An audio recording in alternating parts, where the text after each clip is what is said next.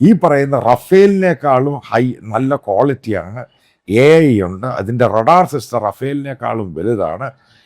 അതിൻ്റെ air to air aerial എന്ന് പറഞ്ഞാൽ ഈ പറയുന്ന റഫേലിനേക്കാളും വളരെ വളരെ മികച്ചതാണ്.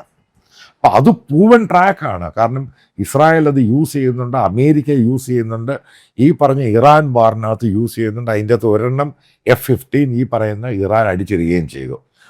അതിനെ രക്ഷപ്പെടുത്തിയ കാര്യങ്ങളൊക്കെ ഞാൻ നേരത്തെ വീഡിയോയിൽ നിങ്ങൾക്ക് ഇതൊക്കെ അറിയാവുന്ന വസ്തുതയാണ്. ഇപ്പം ഇപ്പോഴത്തെ എന്താണ് ഏറ്റവും വലിയ ഡെവലപ്മെൻ്റ് എന്ന് പറയുന്നത്? അതായത് ഇറാൻ വാറുമായി ബന്ധപ്പെട്ട് UAE എടുത്ത ചില തീരുമാനമുണ്ട്. ഞാൻ കഴിഞ്ഞൊരു വീഡിയോയിൽ പറഞ്ഞു എന്താണ് UAE എടുത്ത തീരുമാനം, അതായത് OPEC മാറിയതിൻ്റെ കാരണം എന്താണ്. അപ്പം അതിനെപ്പറ്റി റീസെൻ്റായിട്ട് ദ എക്കണോമിസ്റ്റ് എന്ന് പറയുന്ന ഗ്ലോബലായിട്ടുള്ള മാഗസിൻ്റെ അകത്ത് ഇതിനെപ്പറ്റി റിപ്പോർട്ടും വരാൻ തുടങ്ങി. ഈ സംഭവങ്ങൾ തന്നെയാണ് പറയുന്നത്. അതായത് UAEക്ക് ഇനി ഫർദർ ഈ ഫ്രാൻസിൻ്റെ കൂടെയോ സൗദി അറേബ്യയുടെ കൂടെ ഈ പറയുന്ന യൂറോപ്യൻ രാജ്യങ്ങളുടെ കൂടെ ഒരു കാരണവശാലും അവർക്ക് പോകാൻ തയ്യാറല്ല. അതായത് 2 ആഴ്ച മുമ്പ് UAE ചെയ്തൊരു പരിപാടി എന്ന് പറയുന്നത് ഇന്ത്യയും UAE ആണ് ഏറ്റവും കൂടുതൽ റഫേൽ വാങ്ങി ഉപയോഗിക്കുന്നത്. അപ്പോൾ റഫേലിൻ്റെ കരാറ് പോലും UAE ക്യാൻസൽ ചെയ്തു. അതാണ് സംഭവം. കാരണം UAE കിങ്ഡത്തിന് ഒരു കാരണവശാലും ഈ ഫ്രാൻസുമായിട്ട് ഫർദർ രീതിയിലുള്ള ഒരു സ്ട്രാറ്റജിക് അലയൻസിൽ പോകാൻ താല്പര്യമില്ല. ഫ്രാൻസിന്, ഫ്രഞ്ച് ആർമിക്കും ഫ്രഞ്ച് എയർഫോഴ്സിനും അബുദാബിയിൽ ഇവരുടെ ബേസ് ഉണ്ട്.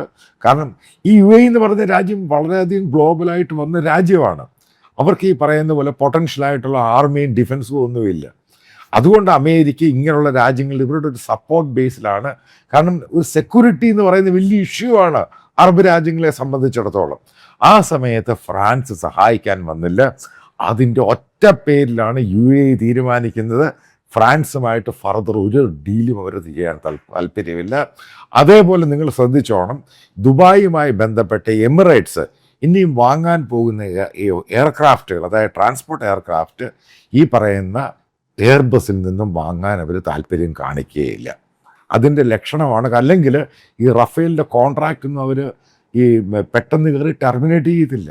എന്നിട്ട് അറിയുവാൻ സാധിച്ചത് അവരുടെ കയ്യിലുള്ള റഫേൽ അത് ഇന്ത്യക്ക് സെക്കൻഡ് ഹാൻഡ് റേറ്റിൽ അവർ വിൽക്കാൻ തയ്യാറാണ്. അതുകൊണ്ടാണ് ഇന്ത്യ ഇപ്പോൾ സൈലൻ്റ് ആയിട്ടിരിക്കുന്നത്. ആ സെക്കൻഡ് ഹാൻഡ് സാധനം ഉണ്ടെങ്കിലും താൽക്കാലികമായിട്ട് പോകാം. ഫർദറായിട്ട് കുറച്ചും കൂടെ സുപ്പീരിയർ പ്രീമിയർ ഫൈറ്റർ എയർക്രാഫ്റ്റ് ആണെങ്കിൽ F-15 ഈ പറയുന്ന റഫേലിനേക്കാളും നല്ലതാണ്.